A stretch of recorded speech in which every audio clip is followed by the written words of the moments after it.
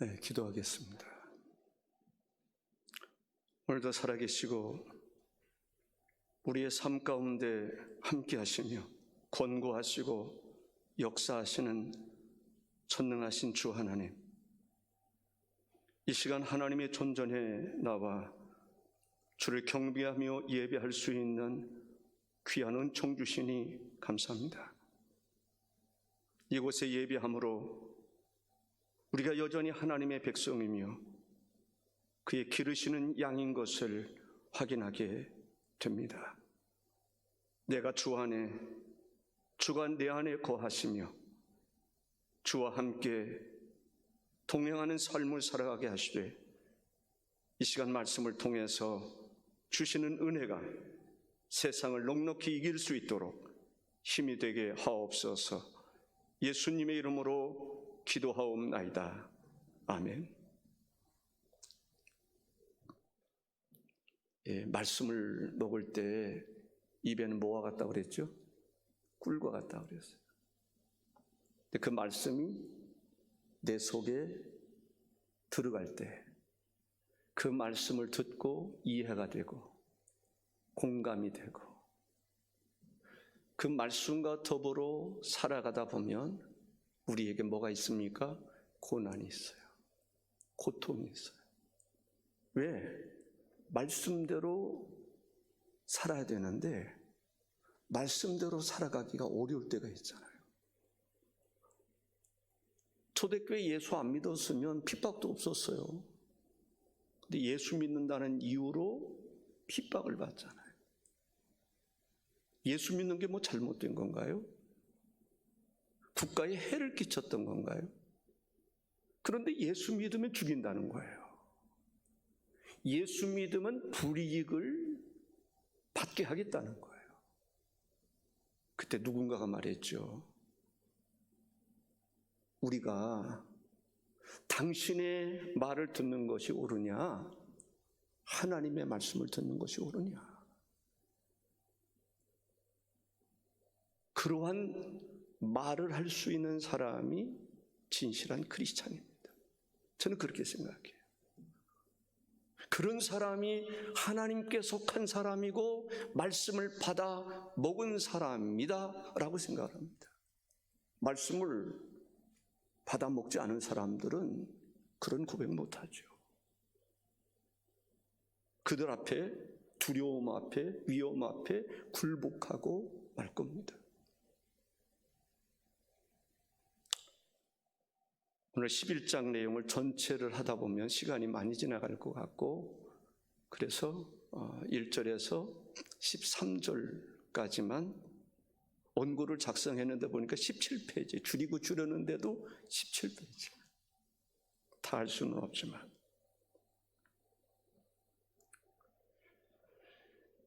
요한이 하나님의 뜻을 따라서 성전을 측량하게 된단 말이죠. 근데 이 측량을 할 때, 그때 당시에는 뭔가를 측량하는데 가장 좋은 재료가 갈대였어요. 갈대가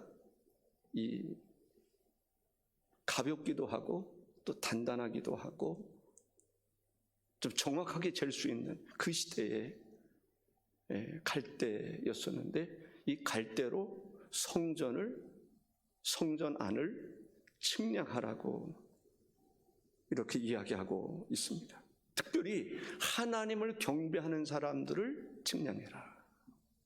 아주 귀한 말씀입니다. 3절 이하에서 보면 이 두 가지로 나누어질 수 있는데 7년 대환란에 대한 얘기를 합니다. 몇 년 대환란이라고요? 7년 대환란. 혹시 들어보신 분들이 있을 거예요. 근데 7년 대환란 가운데 두 부류로 나누는데 전 3년 반, 후 3년 반 이렇게 이야기를 합니다. 전 3년 반이 다르고 후 3년 반이 다를 것에 대한 이야기를 하고 있는 것입니다. 이 전 3년 반은 이 두 증인이 나오는데 감람나무와 두 촛대라고도 하는 이 두 증인이 나옵니다. 하나님의 복음을 전하는데 하나님이 능력을 얼마나 세게 주셨는지, 권세를 얼마나 세게 주셨는지 누구도 당할 자가 없는 거예요. 이따가 설명을 드리겠습니다. 그런데 후 3년 만에는 이 무적행에서 이 사탄이 올라오는데, 이 사탄이 올라와서 두 증인, 그렇게 능력 있게 복음을 전하고 하고 싶은 대로 선포한 대로 이루어지는 그 능력의 두 증인을 괴롭히더니 죽여버린단 말이죠.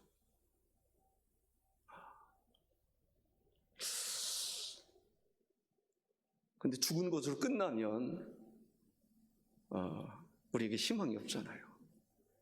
죽은 자에게 하나님께서 생기를 불어 넣어주셨더니 죽은 자가 살아나는 거예요. 죽은 자 가운데서 부활하는 거예요. 승리죠. 예수 그리스도를 십자가에 못 박았던 그들이 자기들이 적수라고 생각했는데, 이미 끝났다고 생각했는데, 죽은 자 가운데서 부활했을 때 예수를 십자가에 못 박았던 음모를 꾸몄던 사람은 어땠을까요? 두렵죠. 근데 그 중에서도 하나님께 영광을 올려드리는 사람이 있어요. 이 갈대 측량 1절과 2절에서 첫째로 성전과 성전 안에서 경배하는 자들을 측량하라, 이런 말씀을 하고 있습니다. 또 내게 지팡이 같은 갈대를 주며 말하기를, 일어나서 하나님의 성전과 제단과 그 안에서 경배하는 자들을 측량하되 성전 바깥 마당은 측량하지 말고 그냥 두라. 이것은 이방인에게 주었은즉 그들이 거룩한 성을 42달 동안 짓밟으리라. 이 성전과 또 제단 및 그 안에서 하나님을 경배하는 사람을 측량하라, 이렇게 얘기를 합니다. 아주 단호하게 측량하라고 말씀하시는 것입니다. 이 구약시대의 율법적인 관점에서 보면 측량하라고 그러면 사람들에게 두려움이 있어요. 왜냐하면 형벌이 따를 수 있기 때문에 그렇습니다. 그런데 본문에서 말하는 측량이라는 것은 어떤 측량인가? 여러분들 측량해 보신 적 있으세요? 저도 측량을 많이 해봤죠. 교회 땅 건축하려면 측량하고. 측량할 때 기분이 어때요? 좋잖아요. 내 땅을 찾겠다는 거예요. 나에게 주어진 땅 찾겠다는 거예요. 그런 의미에서 측량은 좋은 겁니까? 나쁜 겁니까? 좋은 거예요. 남의 땅이 아무리 많아도 남의 땅을 내가 돈 들여가면서 측량할 이유가 없죠. 근데 측량하는 이유는 내 땅을 내가 찾겠다는 거예요. 그런 의미의 측량입니다. 하나님께서 특별히 성전과 제단과 그 안에서 예배하는 자들을 측량하라, 이 말씀하고 있는 거예요. 하나님의 성전에서 하나님을 예배하는 자의 숫자를 세어보라, 그 얘기예요. 하나님의 성전에서 하나님을 경배하는 그 성도 한 사람도 빠짐없이 다 측량하라, 재어보라, 그들을 챙기라. 그들이 바로 하나님의 사람들이기 때문에 그런 것입니다. 그래서 여기 측량한다는 말은 신실한 크리스찬에게 있어서는 할렐루야입니다.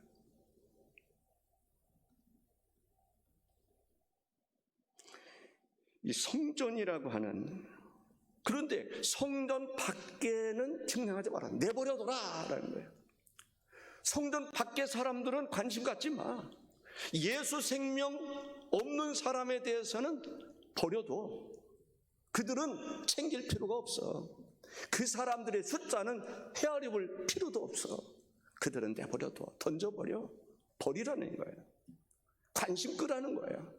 하나님의 관심은 성전 안에서, 그리스도 안에서 하나님을 예배하는 사람들에 대한 관심이지 하나님 백성 아닌 사람에 대한 관심이 아니라는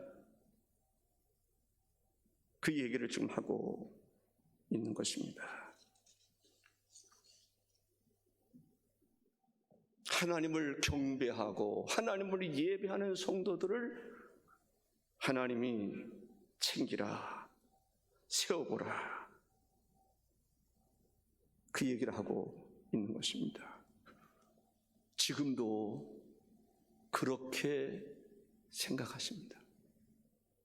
하나님은 확실하건대 하나님을 참으로 경배하는, 하나님을 예배하는, 신령과 진리로 하나님을 예배하는 하나님의 사람들에 대한 관심이 커서 그들 챙겨야 돼. 그들 숫자 헤아려야 돼. 한 사람이라도 빠뜨리면 안 돼. 정확하게 측량해야 돼. 갈 때는 단단한 것을 의미합니다. 정확한 것을 의미합니다. 틀림이 없는 거예요. 갈 대로 재어보라. 이 말은 정확하게 한 사람도 자기 사람들 다 챙기라고 말씀하시는 것을 보게 됩니다. 계시록 7장 4절에 이렇게 말씀하십니다. 내가 인침을 받은 자의 수를 들으니 이스라엘 자손의 각 지파 중에서 인침을 받은 자들이 14만 4천이니 14만 4천이니 이 14만 4천은 한 사람도 빠뜨릴 수가 없는 것입니다. 하나님이 책임져 주십니다. 하나님이 하나님의 사람으로 인쳐주셨기 때문에 누구도 그 사람들을 해할 수가 없는 것입니다. 성전 밖의 마당은 측량하지 마라. 측량할 가치가 없다는 것을 이야기하고 있습니다. 지금 성전 안에서 예배하는 자라고 그러니까 어떤 사람들은 우리 교인들 가운데 영상 예배 드리는 분은 우리는 성전 안에 없는데 이렇게 생각할지 모르겠지만은 그리스도 안에서 성전 안에 있는 것입니다. 어느 곳에서든지 신령과 진리로 하나님을 예배하는 그들을 하나님은 찾으신다는 사실을 믿으시기 바랍니다. 아멘입니까? 성전 밖 마당에 사람들에 대해서는 측량하지 마라. 여기서 보면 그냥 두라. 이 말은 던지다, 내버리다.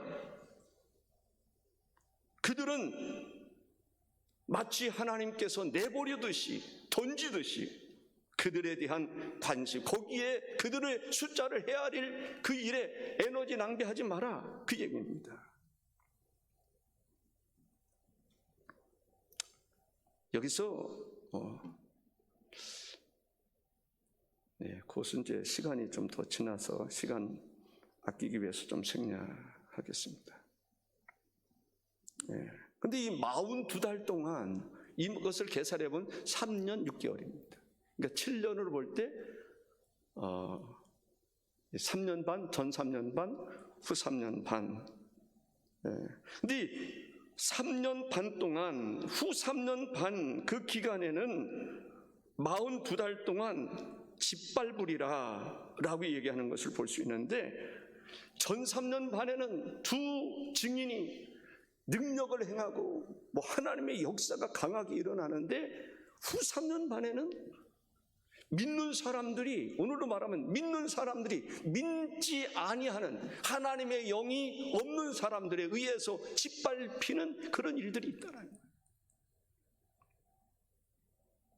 누가복음 21장 24절에 보니까 그들이 칼날에 죽임을 당하며 모든 이방에 사로잡혀 가겠고 예루살렘은 이방인의 때가 차기까지 이방인들에게 밟히리라 라고 얘기를 하고 있습니다.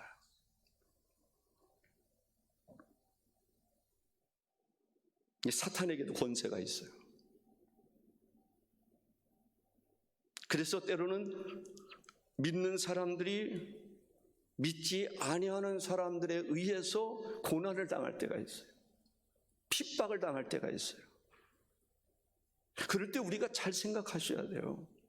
믿는 사람들이 잘 생각해야 돼요. 믿는 사람들이 고난 당한다고 해서 두려워할 필요가 없어요. 그때 하나님은 그러한 것을 통해서 분별하십니다. 양인지 염소인지를 분별하시는 거야. 이 사람은 진짜 크리스찬이다 라고 생각했던 사람이 환난 때 보니까 하나님을 거역하고 믿지 아니하는 사람의 편에 선다. 이 사람이 양인 줄 알았더니 염소였구나. 알곡인 줄 알았더니 쭉정이구나. 그것을 분별하게 되는 것을 보게 됩니다.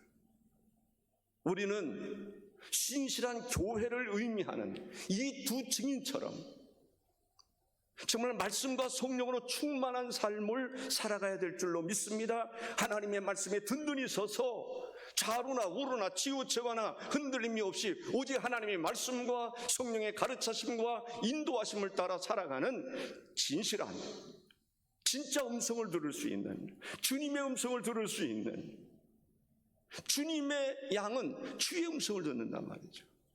우리가 주님의 음성을 들을 수 있는, 아무나 오라고 해서 손잡고 가는 것이 아니라 주님의 손잡고 가는, 주와 더불어 죽기도 하고 주와 더불어 살기도 하고, 바울이 말했던 것처럼 그리스도와 함께 고난도 받고 그리스도와 함께 영광도 얻을 수 있는, 사나 죽으나 주의 뜻을 따라 살고자 하는 그 마음의 중심이 되어야 될 줄로 믿습니다. 믿음이 이기네, 믿음이 이기네, 주 예수를 믿음이 온 세상 이기네. 믿음으로 승리할 수 있기를 바랍니다. 전 3년 반에 대한 얘기를 다시 좀 더 말씀을 드린다면 3절에 이런 말씀이 있습니다. 내가 나의 두 증인에게 본세를 주리니 그들이 굵은 베옷을 입고 1260일을 예언하리라, 이렇게 말합니다.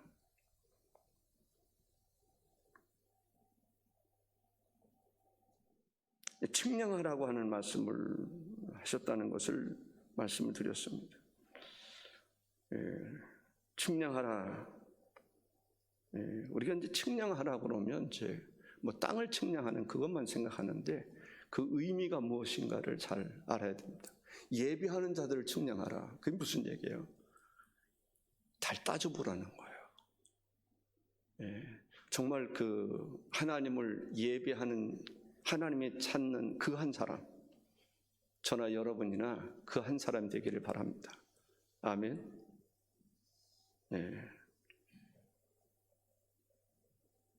아무리 힘들고 어려도 항상 하나님께 속한 사람으로 자신감 가지고 믿음 가지고 살아갈 수 있기를 바랍니다. 요한복음 18장 9절에 보니까 이는 아버지께서 내게 주신 자 중에서 하나도 잃지 아니하여 싸움나이다 하신 말씀을 응하게 하려 함이니라. 하나님은 하나님께 속한 사람은 한 사람도 잃어버리지 않으신다는 것을 보게 됩니다. 끝까지 찾으시는 것을 보게 됩니다. 끝까지 지키시는 것을 볼 수 있습니다. 끝까지 보호해 주시는 것을 볼 수 있습니다. 그러기에 우리가 그리스도 안에 속했다는 것은 축복 중에 축복입니다. 하나님의 은혜 중에 은혜를 입은 자라고 하는 것을 알 수가 있습니다. 이 두 사람에게 하나님께서 큰 능력을 주셨어요. 근데 그 능력을 주신 것을 보면 두 사람이 생각이 나요. 한 사람은 엘리야고 또 한 사람은 모세입니다. 모세가 이스라엘 백성들을 애굽에서 이끌어낼 때 모세가 지팡이를 들고 있었어요. 물론 그 지팡이의 능력이 있었던 건 아닙니다. 하나님이 함께하기 때문에 하나님은 지팡이를 통해서도 역사하시고 무엇을 통해서든 역사하시죠. 말세에 하나님께서 하나님의 종들에게, 교회에게 이러한 능력을 주신다는 사실을 우리가 알 수 있어요. 이 두 증인이라고 하는 것은 교회를 얘기하는 거예요. 교회 하나님께서 세상을 이길 수 있는 능력을 주신다는 거예요. 여기 두 증인이라고 하는 것은 교회 안에 있는 하나님의 신실한 종들을 이야기하는 것입니다. 하나님의 신실한 하나님의 종들에게 능력을 주시는 것을 볼 수 있습니다. 그 능력을 주실 때 어떤 능력을 주시는가? 5절에 만일 누구든지 그들을 해하고자 하면 그들의 입에서 불이 나와서 그들의 원수를 삼켜버릴 것이요 누구든지 그들을 해하고자 하면 반드시 그와 같이 죽임을 당하리라. 정말 이런 능력 있는 하나님의 종이 무적행에서 올라오는 그 악한 세력에 그렇게 힘없이 무너지는 것처럼, 죽은 것처럼 그런 조롱과 수모를 당하리라고 누가 생각했겠어요? 근데 하나님께서 하나님이 정한 때에는 누구도 해할 수가 없는 거예요. 이들에게 하나님께서 입에서 불이 나오게 하신다. 민수기서 16장 35절에 보면 하나님의 종 모세를 대적하는 사람들에게 하나님께서 불이 임하게 하셔서 불을 내리셔서 그들을 살랐던 것을 볼 수 있습니다. 여호와께로부터 불이 남아서 분향하는 250명을 불살랐더라. 이 하나님의 불이 임했던 것을 보게 됩니다. 엘리야의 경우도 그 불이 하늘에서 갈멜산에서 하나님 앞에 기도할 때 성령의 불이 임했던 것을 보게 돼요. 하나님의 불이 임했던 것을 볼 수 있습니다. 그런데 여기에서 불은 원수를 멸하는 불입니다. 소멸할지어다 라고 얘기를 합니다. 불살라버려라, 태워버려라, 그런 말씀입니다. 하나님의 능력이 얼마나 막강했는가를 알 수가 있습니다. 6절에 보니까 그들이 권능을 가지고 하늘을 닫아 그 예언을 하는 날 동안 비가 오지 못하게 하고 또 권능을 가지고 물을 피로 변하게 하고 아무 때든지 원하는 대로 여러 가지 재앙으로 땅을 치리로다. 누구와 같은 이야기가 나옵니까? 예언을 하는 날 동안 비가 오지 못하게 하고, 누구 생각이 나죠? 엘리야 생각이 나지 않습니까? 엘리야가 하나님의 말씀을 선포합니다. 그 선포가 뭐예요? 그 선포로 인해서 이스라엘에 비가 얼마 동안 안 왔어요? 3년 6개월 동안 하는 거예요. 비가 오기를 기도했더니 3년 6개월 동안 비가 오지 않던 그 비가 소낙비와 같이 소낙비로 임했던 것을 볼 수 있습니다. 그러한 권세를 주시겠다, 그런 얘기입니다. 물이 변하여 이 피가 됐다. 누구 생각이 납니까? 모세가 생각이 나잖아요. 모세가 하나님의 명을 받고 바로 앞에 서게 됩니다. 첫 번째 기적이 뭐예요? 물이 변해서 피가 되게 하는 거예요. 물이 변해서 피가 되게 하는 거예요. 하나님의 교회에, 그래서 우리가 하나님 앞에 기도해야 되는 이유는 예루살렘 교회만 약속한 것이 아니라 오늘 우리들에게도 약속하신 말씀이기에 여전히 우리 교회도 하나님께서 성령의 불이, 심판의 불이 아니라 성령의 불을 내려 주시기를 기도해야 될 줄로 믿습니다. 두 증인처럼 그러한 능력 있는 교회 되기를 위해서, 능력 있는 하나님의 종들이 되기 위해서 여러분들 하나님의 종으로, 능력의 종으로 삼으실 수 있는 하나님의 은혜가 있기를 바랍니다. 하나님께 기도하는 거예요. 하나님, 교회를 위해서 기도하고 나라 민족을 위해서 기도하고 이 민족이 하나님께 범죄치 않도록 기도해야 돼요. 아멘이십니까? 이 민족이 지도자가 범죄하면 나라 전체가 저주를 받아요. 나라 전체가 축복을 못 받는단 말이에요. 하나님의 심판에 있단 말이죠. 그래서 우리가 기도해야 되고, 때로는 저항해야 되고, 때로는 하나님의 말씀에 편해서 이야기할 수 있어야 되는 것입니다.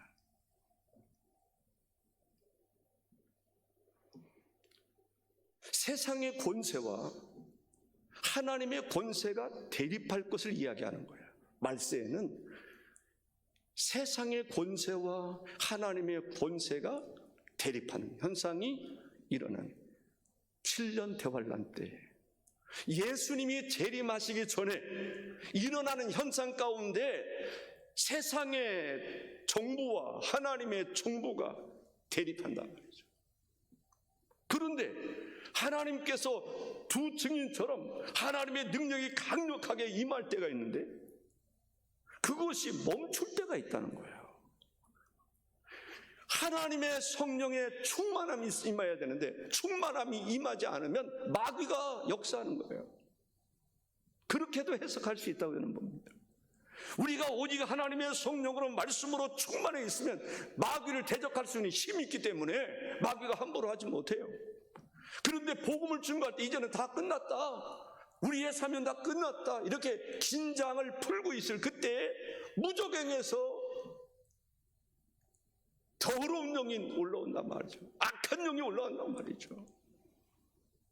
그래서 어떻게 보면은 이제 우리의 사명 다 했다라고 생각하는 그들을 공격하는데 두 증인이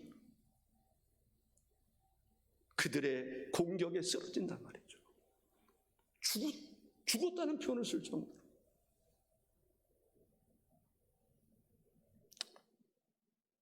예. 그래서 교회는 항상 깨어 있어야 되는 줄로 믿습니다. 정신을 바짝 차리고 믿음을 지키고 하나님의 말씀에 든든히 설 수 있는 그러한 교회가 되어야 될 줄로 믿습니다. 두 증인이 능력이 있었는데 아무 때든지 원하는 대로 다 했다는 거예요. 하나님의 능력이 강력하게 임할 때는 아무 때든지 원하는 대로 하나님의 역사가 일어났던 것을 볼 수 있습니다.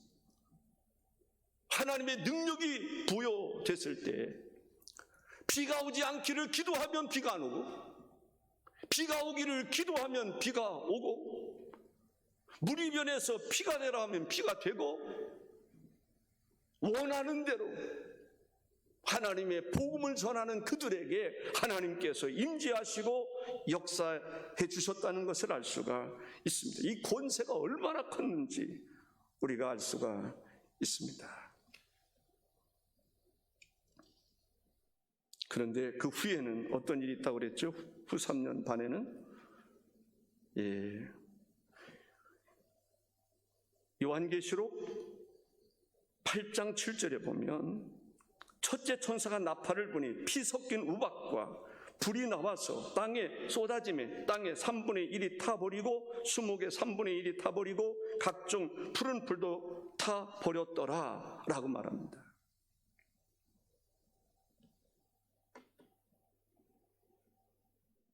그러한 능력이 사라지고 이제 후 3년 반에는 7절에서 10절까지를 통해서 보면 그것을 알 수가 있습니다. 무적행으로부터 올라온 짐승이다. 짐승이 저희로 더불어 전쟁을 일으켰다라고 얘기를 합니다. 무적행으로부터 올라오는 짐승이 있는데 이 짐승은 전쟁을 일으키는 짐승입니다. 그런데 이 전쟁은 어떤 전쟁입니까? 하나님의 교회와의 전쟁이란 말이죠. 하나님의 교회와의 전쟁이란 말이죠. 근데 이것을 잘 성경을 읽고 묵상하다 보면은 오늘의 시대적인 국제 정세를 잘 보면 깨달아지는 것이 있을 거예요. 나름대로 하나님께서 깨달음을 주시는 것이 있으리라고 생각을 합니다. 그런데 전쟁을 이기고 또 이겼다라고 이야기를 합니다. 영적인 전쟁이죠. 이기고 죽일 터인즉 이기고 죽인다. 그러니까 그것은 순교자들이 생기게 된다. 그런 이야기일 수 있습니다. 그래서 우리는 신앙생활할 때 순교자의 각오가 있어야 돼. 아멘입니까? 다 순교는 하는 게 아니겠죠. 저는 예전에 산 순교자가 되기를 원했어요. 그냥 열심히 살다가 주를 위해서 충성하다가 죽었으면 좋겠다. 가끔 이야기할 때 있습니다만, 지금은 어떤 각오를 좀 하냐면 목배임을 당하더라도 신실한 하나님의 종으로 마지막까지 살았으면 좋겠다. 그게 제 마음입니다. 근데 그것을 누가 감당하겠어요? 사람이 감당할 수 없어요. 그래서 하나님 앞에 기도하는 거죠. 그러한 재물을 삼기를 원한다면 저는 개인적으로 피하고 싶지 않습니다. 그런데 내 힘으로 순교할 수 있겠습니까? 주님이 붙잡아 주셔야 순교도 하는 것이지. 진짜 순교자ውን 순교라면 영광이죠. 우리 자녀들이 볼 때에도 우리 아빠가 진짜 순교자였다. 그러면 자녀들도 자랑스럽지 않겠어요? 하나님도 얼마나 기뻐하시겠어요? 저는 예배를 드릴 때 끝까지 드리려고 합니다. 그것이 순교의 가치가 있다면 순교하는 거죠. 주기철 목사님처럼. 또 우리는 예배는 다양하게 드릴 수 있어요. 20명까지는 괜찮아요. 20명까지. 그럼 1부, 2부, 3부 예배 드려요. 9시 예배 드리고 11시 예배 드리고. 또 우리 교회는 또 장점이 있어요. 하려고 그러면 레체는 교회가 아닙니다. 레체는 사업장이에요. 정식적으로 사업장으로 허가가 났어요. 그래서 거기는 교회 용도로 안 쓴다고 해서 세금도 다 더 냈어요. 그래서 레체 텔레비전 갖다 놓고 거기서 예배 드려도 20명 넘는 사람들은 거기서 드려도 괜찮아. 그러나 이 나라도 잘해야 되는 것은, 또 교회도 잘해야 되는 것은 우리가 지킬 것은 성실히 지키는 거예요. 모범이 되도록 지키는 거예요. 가능하면 모범이 되도록 지키는 거예요. 거리 띄우기도 하고 마스크도 쓰고. 그러나 교회가 지켜야 될 것은 지키는 거예요. 교회가 지켜야 될 것을 지키지 못하면 사탄에게 패하는 거예요. 하나님의 교회라 할지라도 무적행에서 올라오는 이 사탄에 의해서 하나님의 교회도 패하는 거예요. 북한에 공산정권이 들어오면서, 김일성 북한 공산정권이 들어오면서 거기에서 목사들이 우리 신사참배 이야기하는데요, 아무것도 안 해요. 목사들이, 저는 목사들이라고 하는 표현이 지도자들이, 교회 지도자 목사들이 김일성의 공산주의 사상에 앞장서는 이런 얼간이 같은 사람이 있었단 말이에요. 그것을 목숨을 걸고 지키고 그랬어야지. 이승만처럼 지켰어야지. 근데 요즘에는 또 한국에도 말이죠, 이승만이 무슨 역적인 것처럼, 이승만이 아니었으면 공산화된 거예요. 정신 나간 지도자들이 있어요. 사랑하는 성도 여러분, 진리는 지킬 때 가치가 있는 거예요. 진리는 때로는 목숨을 걸고 지킬 때 진리로 인하여 자유함도 누릴 수 있는 거예요. 진리를 지키지 않으면 진리로 더불어 자유함이 없는 거예요. 아멘입니까?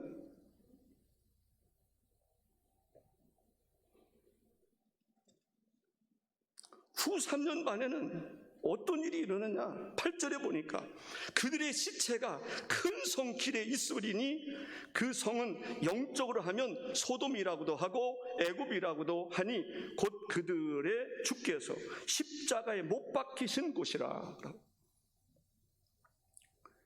의인이, 하나님이 세운 하나님의 종이, 교회가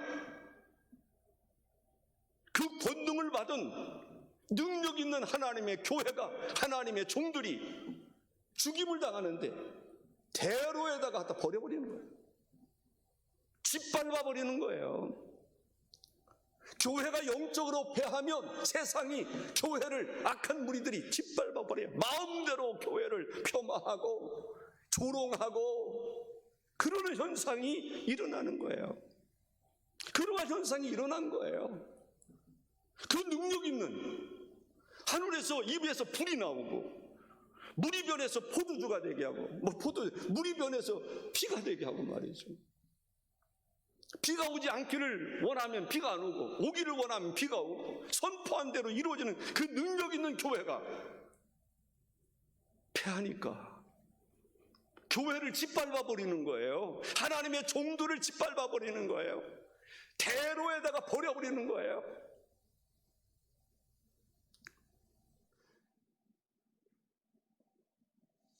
예수께서 십자가에 달려 죽으실 때 사람들이 비웃잖아요. 조롱하잖아요. 예수께서 십자가에 달려 죽으실 때, 십자가를 지고 골고다 언덕으로 올라가실 때 사람들이 비웃잖아요. 조롱하잖아요. 그분이 누군지도 모르고 수군거리고 비웃고 조롱하고 침뱉고 그러잖아요. 그런데 이 두 증인에 대해서 그렇게 하겠다라는 거예요. 서두에서 말씀드렸죠. 이 두 증인은 교회를 이야기하는 거예요. 교회가 영적으로 싸움에서 지면 세상 사람들은 교회를 비웃을 거예요. 조롱할 거예요. 하하거리고 호호거리고 그럴 거예요. 두 증인의 시체가 큰 성길에 마구 버려지게 됐다라는 것을 알 수가 있습니다. 여기서 시체로 번역된 것은 떨어지다, 추락하다, 멸망이라는 뜻을 함축하고 있습니다. 그 시체가 널브러져 있다. 그 대로, 근데 그 대로가 뭐가 있는 곳이라고요? 큰 성이 있는 곳이다라고 얘기를 합니다. 여기 큰 성에 대해서 때로는 바벨론, 구약시대에 보면은 큰 성 하면 주로 무엇을 얘기해요? 바벨론을 얘기했어요. 큰 성 바벨론. 또 로마라는 표현을 쓰기도 했어요. 또 본문의 말씀에서 보면은 소돔과 같고 애국과 같다라고 이야기하고 있습니다. 소돔과 같고 애국과 같다. 소돔과 고모라 성은 특징이 뭐예요? 타락한 도시, 죄악의 도시인 것을 볼 수가 있습니다. 곧 저희 주께서 십자가에 못 박히신 곳이니라 했습니다. 십자가에 못 박히신 곳이다. 십자가에 못 박히신 곳.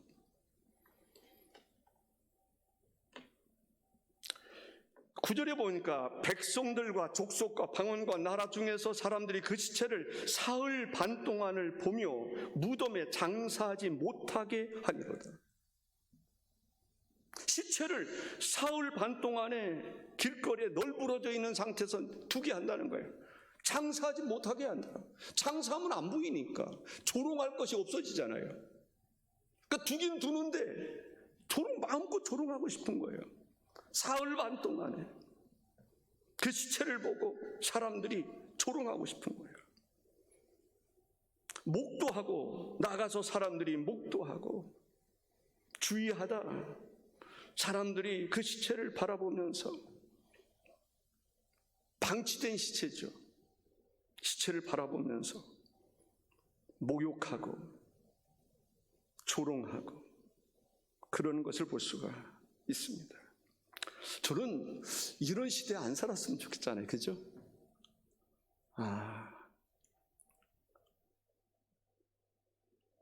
생각을 해보세요. 그 평양이 동양의 예루살렘이라고 했던 데 아닙니까? 영적으로 그렇게 은혜가 풍성하고, 그런데 이 공산주의를 막지 못하니까 교회 다 허물어버리고 주의 종들 다 죽여버렸어요. 공산주의 김일성이를 우상화했던 훌륭한 위대한 지도자라고 했던, 그렇게 외쳤던 목사들 다 죽여버렸어요. 남겨둘 것 같아요? 똑같아요. 성경 오늘 본문의 말씀과 똑같다는 생각이 들어요. 교회가 정신을 못 차리니까. 그러면 목회자들만 그렇게 됐습니까? 교인들도 예수 믿는다는 이유로 다 죽이고, 예배당은 내버려뒀겠어요? 예배당 다 허물어버리고 봐라 하는 듯이 예배당에다가 김일성 동상 세우고, 그렇지 않았습니까? 영적 싸움이라는 게 그만큼 중요하다는 것을 알 수가 있습니다. 무덤에 장사도 못하게 하는 거예요. 왜? 더 조롱하고 싶어서. 교회를 더 조롱하고 싶은 거예요. 주의 종들을 더 조롱하고 싶은 거예요. 그러니까 장사도 못하게 하고 가지고 노는 거예요. 이런 생각이 들어요. 고양이가 쥐를 가지고 놀더라고요. 근데 쥐가 얼마나 가슴이 아프겠어요. 지금 고양이한테 언제든지 죽임을 당하는 그런 상황이잖아요. 가지고 놀아. 땅꾼들이 그걸 뱀을 하는 사람, 뱀을 가지고 놀더라고요. 근데 뱀이 얼마나 두렵겠어요. 도망갈 수도 없어요. 결국은 소주병 속에다가 집어넣더라고요. 왜 집어넣었을까요? 죽이려고. 그거 뒀다가 먹으려고 집어넣더라고요. 고양이 앞에 쥐가 그런 거예요. 도망가고 싶어도 도망도 못 가고 결국은 잡혀 먹는단 말이죠.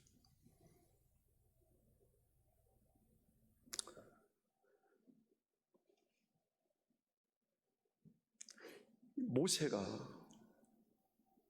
애국 바로 앞에 가지 않습니까? 바로 앞에 갔어요. 이 하나님의 명을 따라서 바로 앞에 갔습니다. 하나님의 메시지를 전하기 위해서 갔어요. 이제 끝으로 가고 있는 중이에요. 여러분들 끝부분으로 가고 있는데, 제가 첫째, 둘째, 셋째 이걸 안 했네요.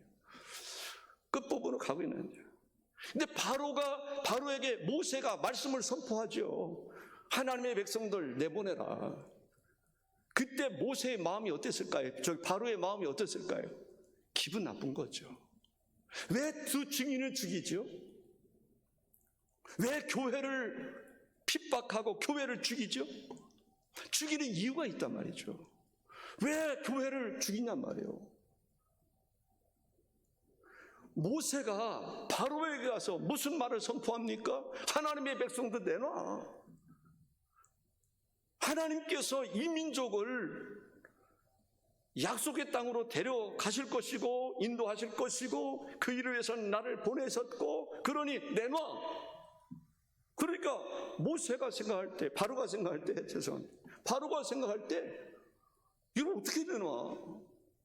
이게 다 우리 노예인데, 우리의 종들인데, 우리 재산인데, 이들 부려먹는 재미로 사는데. 그러니까 모세가 계속 이야기하니까 바로가 화가 나는 거예요. 속이 상한 거예요. 어떻게 해서든 이 모세 죽이고 싶은 거예요. 모세 골탕 먹이고 싶은 거예요. 그래서 옆 사람들 충동시키는 거예요. 이 마귀의 생각은 또 그래요. 그래서 집도 안 주고 벽돌을 만들라고 그러지 않습니까?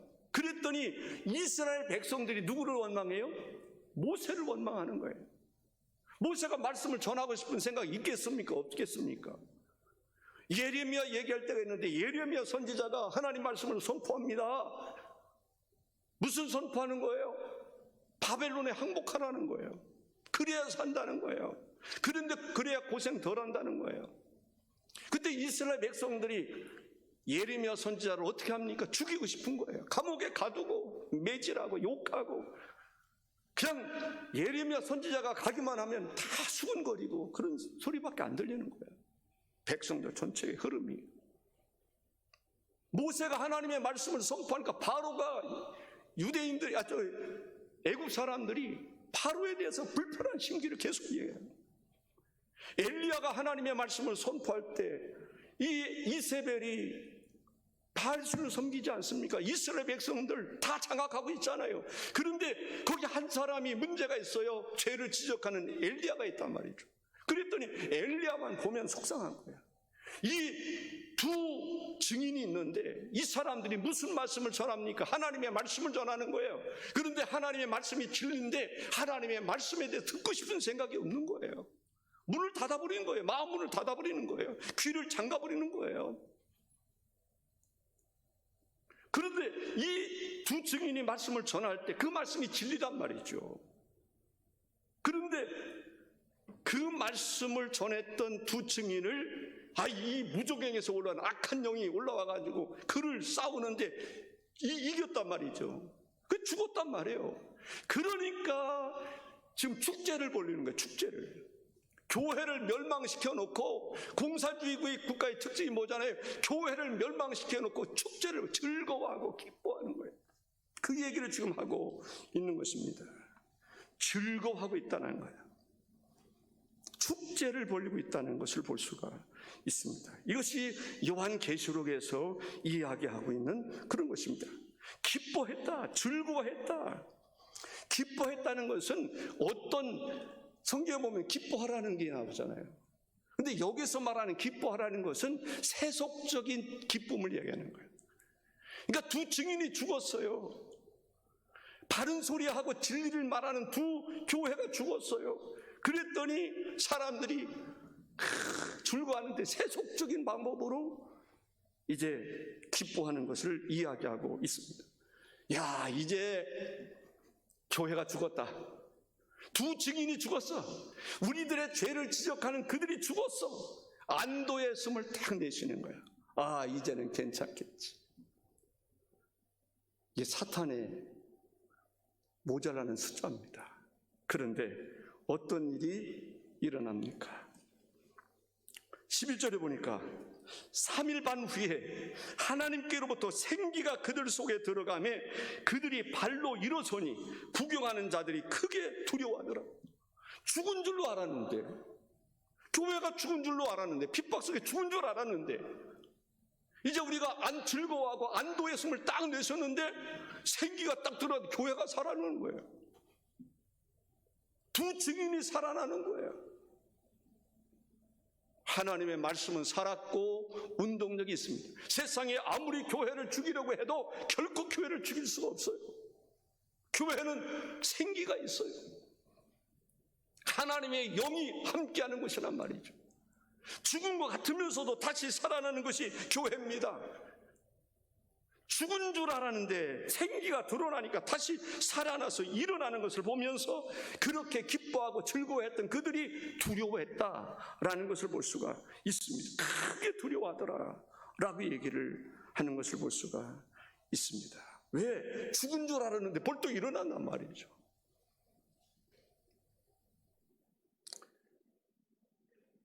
로마서 6장 5절에 보면 만일 우리가 그의 죽으심과 같은 모양으로 연합한 자가 되었으면 또한 그의 부활과 같은 모양으로 연합한 자도 되리라. 죽은 자 가운데서 부활하신 예수를 십자가에 못 박았단 말이죠. 이제 예수를 십자가에 못 박았던 사람들이 이제 안도의 숨을 쉬는 거야. 그렇게 예수님을 조롱하고, 그래서 예수님 얘기가 여기 나오는 거예요. 예수님이 십자가에 죽은 줄 알고 끝난 줄 알고 그랬는데 무슨 소식이 들려옵니까? 예수께서 죽은 자 가운데서 부활하셨다. 부활의 소식이 들려오는 거예요. 그랬을 때 예수를 십자가에 못 박았던 그들이 두려운 거예요. 예수님의 부활을 증거했던 그 군인들에게 뇌물을 줘가면서라도 그것을 감추고 싶었던 거예요. 죽을 때까지 그 사람들은 어떤 생각이었을까요? 두려웠을 거예요. 그런데 끝으로 한 가지 희망이 있습니다.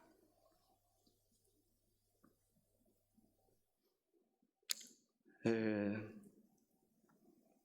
13절에 보니까 그때 큰 지진이 나서 성 10분의 1이 무너지고 지진에 죽은 사람들이 7천이라. 그 남은 자들이 두려워하여 영광을 하늘의 하나님께 돌리더라.